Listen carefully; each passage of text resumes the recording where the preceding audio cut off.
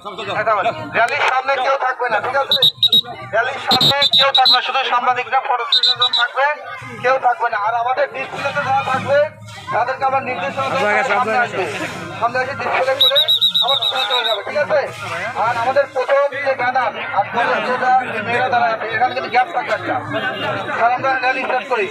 Band party start, band party সব start হয়ে যাবে এখন। অভিষেক হয়ে যাবে।